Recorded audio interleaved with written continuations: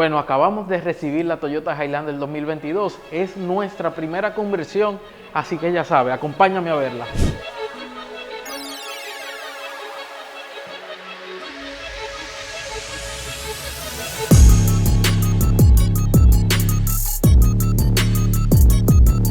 Acá tenemos el body kit de la Highlander 2022 que acabamos de recibir hace un momento.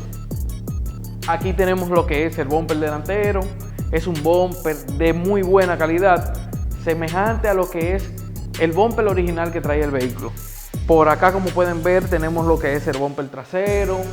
Acá tenemos la parrilla delantera. En su alrededor tiene su diseño cromado, semejante a lo que es la Lexus. También tenemos lo que son los cromados, tanto del bumper delantero como del bumper trasero.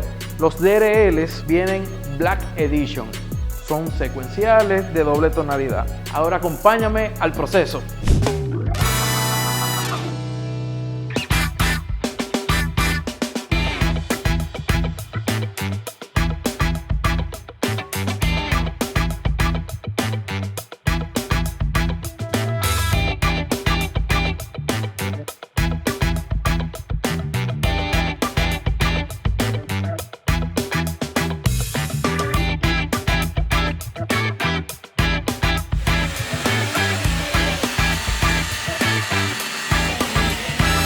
Nos acaban de informar que ya está lista la Toyota Highlander, ya en su conversión estilo Lexus. Espero que les guste el resultado. No olvides seguirnos en nuestras redes sociales, así que ya vamos.